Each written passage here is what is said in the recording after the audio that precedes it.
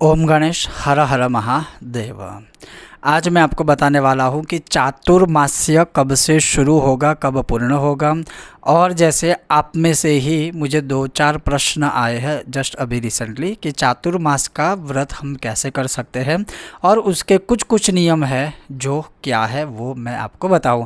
तो आज का मेरा वही विषय और वीडियो रहेगा कि चातुर्मास्य कब से आरंभ होगा, कब पूर्ण होगा, और चातुर्मास के विषय में मुख्य जो 4 नियम है आप कैसे उसका संकल्प ले सकते हो, क्या खा सकते हो, आदि आदि, वो आज मैं आपको बताने वाला हूँ डिटेल में। अगर आपको आज का यह विषय वीडियो पसंद आता है तो लाइक करें, शेयर करें, चैनल पर नए हो तो सब्सक्राइब कीजिएगा। तो चलिए शुरू करते हैं।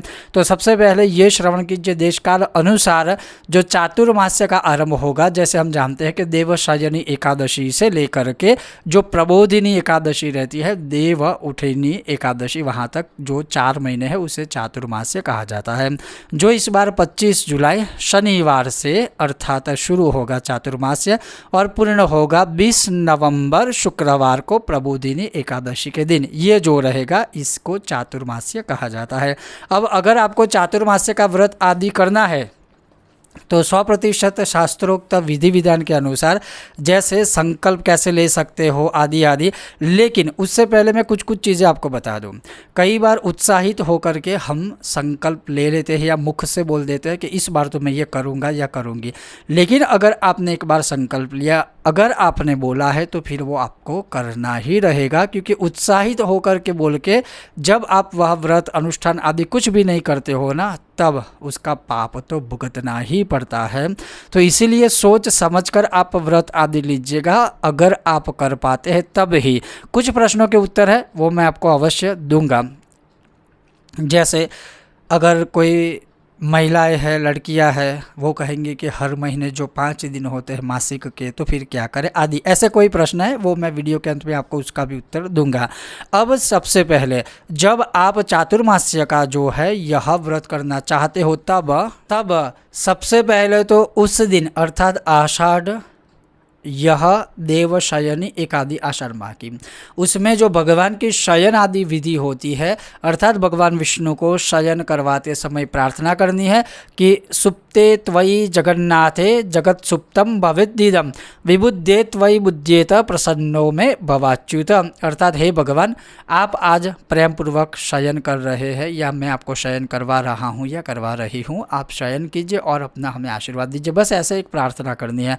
अब उसके बाद जो है यह प्रार्थना पुनः करनी है जो चातुर्मास्य की है, उसका अर्थ भी मैं आपको बताऊंगा, कैसे संकल्प लेना है वो भी मैं आपको बताऊंगा। जैसे कि चतुरो वार्षिकान्मासान देवस्थ्योत्तापना विधि श्रावणे वर्जये शाकम दधि भाद्रपदे तथा दुग्धमाश्वयुजे मासी कार्तिके द्विदलम तथा इमं करिष्ये नियमं निर्विघ्नं कुरु मेच्युत इदं व्रतं मया देव गृहीतं पुरतस्तव निर्विघ्नं सिद्धिमायातु प्रसादाप्ते रमापते गृहीतेस्मिन् व्रते देव पंचत्वं यदि मे भवेत् तदा भवतु संपूर्णं प्रसादाप्ते जनार्दन।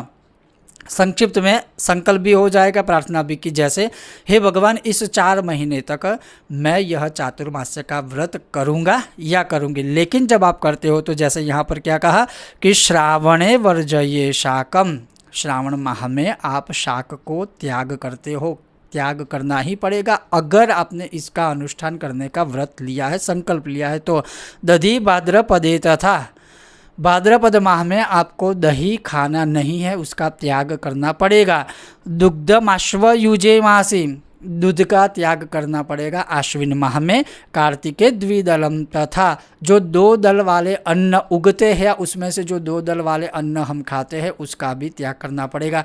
अगर आप चातुर्मास का अनुष्ठान का संकल्प लेते हो तो इस 4 नियमों का आपको कंपलसरी पालन करना पड़ेगा। अब क्योंकि इसमें लिखा है कि इमं करिष्ये नियमम, मैं यह नियम धारण करता हूँ या करती हूँ, निर्विघ्नं कुरु मेच्युत, आप उस नियम में कोई विघ्न ना आए, हे अच्युत भगवान, ऐसी मैं आपसे प्रार्थना करता हूँ या करती हूँ, आप हमें ऐसा आशीर्वाद प्रदान कीजिएगा।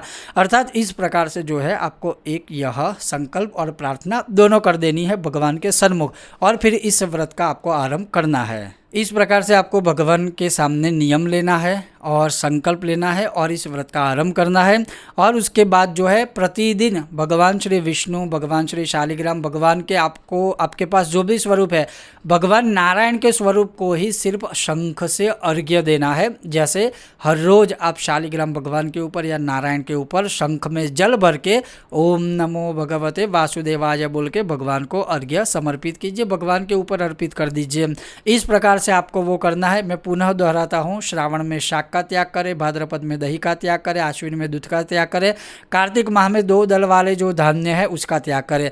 ये नियम लेने के बाद फिर आप खा क्या सकते हो, तो फिर है कि हविष्यान्नम भक्षयिष्ये देवाहम प्रीतये भव। तो आप जो है हविष्यान्न कर सकते हो, या फिर आप 4 महीने तक जो है आप ये कर सकते हो कि जो 4 मूल चीज़ें हैं उसका त्याग कर दीजिए। एक समय केवल फलाहार कीजिए और एक समय केवल जो है अन्न का आहार करें। पहला प्रकार मैं आपको बताया कि पूरे 4 महीने हविष्यान्न कर सकते हो। दूसरा प्रकार, एक समय फल खाए, एक समय भोजन खाए। तीसरा प्रकार, जो जैसे आप मानिए कि कोई कहेगा कि 1 महीने तक मैं केवल जल के ऊपर रहूँगा या रहूँगी, या केवल फल के ऊपर रहूँगा या रहूँगी। दूसरे महीने है एक समय भोजन करूँगा, एक समय फल खाऊँगा। ऐसे 4 महीनों के जो भी नियम आदि है वो आप उसके अकॉर्डिंग नियम लेकर के चातुर्मास्य व्रत कर सकते हो। फिर अगर आपको कोई कामना के अनुसार, ये ध्यान से श्रवण कीजिए, अगर आप किसी विशेष कामना हेतु चातुर्मास का व्रत करना चाहते हो तो आपको ये भी त्याग करना है। क्या त्याग करना है? वर्जयिष्ये गुड़म देव मधुरस्वर सिद्धये।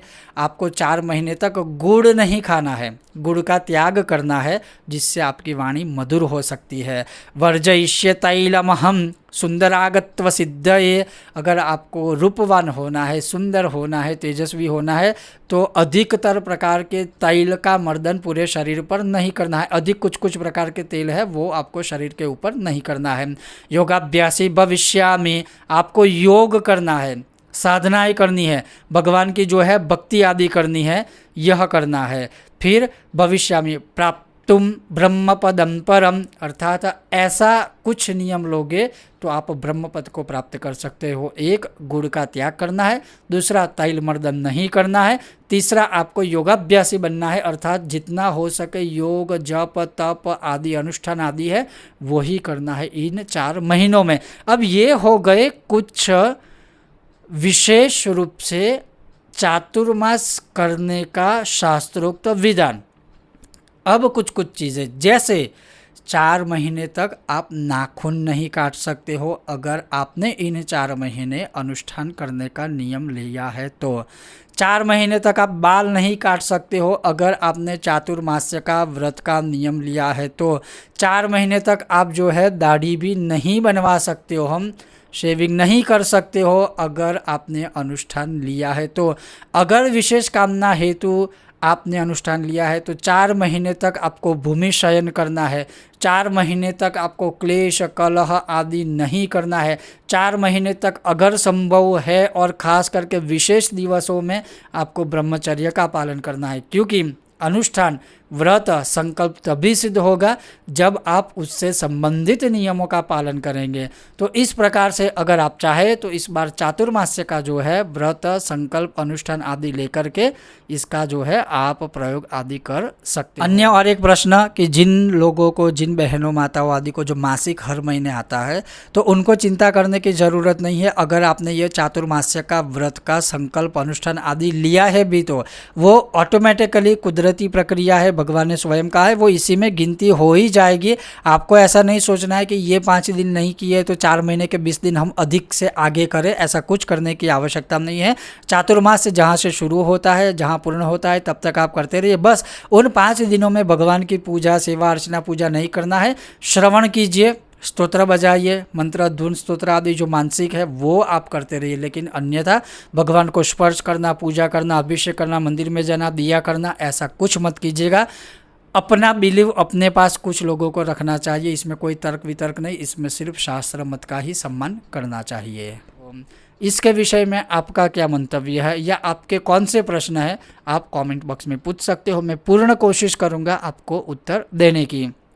इसके अलावा भी कुछ चातुर्मास से जुड़े हुए बहुत अच्छे अच्छे कुछ नियम है या विधि विधान है जो आने वाले विषय वीडियो में मैं आपको बताऊंगा।